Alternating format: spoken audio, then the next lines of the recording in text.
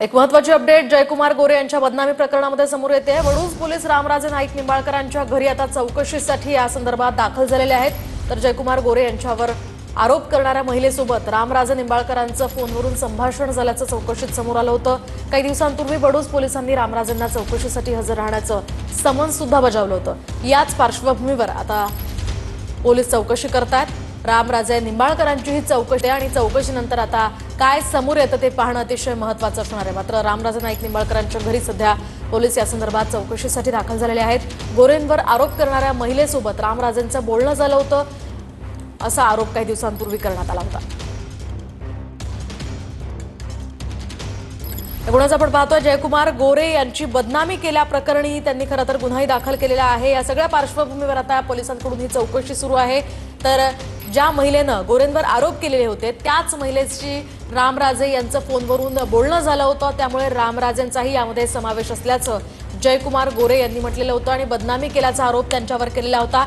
या संदर्भात पोलीस आता त्यांच्या घरी दाखल झालेले आहेत। ग्रामविकास मंत्री जयकुमार गोरे यांच्या बदनामी आणि खंडणी प्रकरणामध्ये आज फलटण येथे वडूज पोलीस स्टेशनचे पोलीस जे आहेत ते रामराजे नाईक निंबाळकर यांच्या निवासस्थानी पोहोचलेले आहेत। चौकशीच्या अनुषंगाने ते पोहोचले असल्याची माहिती जी आहे ती आता या ठिकाणी समोर येत आहे।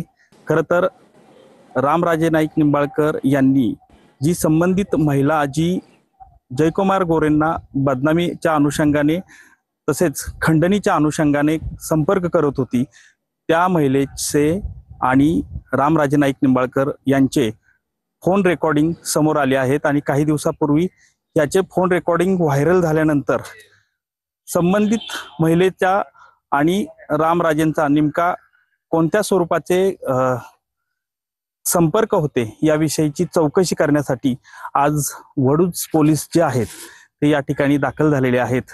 यामध्ये नेमका रामराजेंचा नेमका काय संबंध या प्रकरणाशी आहे याबाबतची चौकशी देखील वडूज पोलीस करणार असल्याची एकूणच माहिती समोर येत आहे। कॅमेरामन आमिर शेखसह संतोष नालवडे, TV9 मराठी, फलटण 7।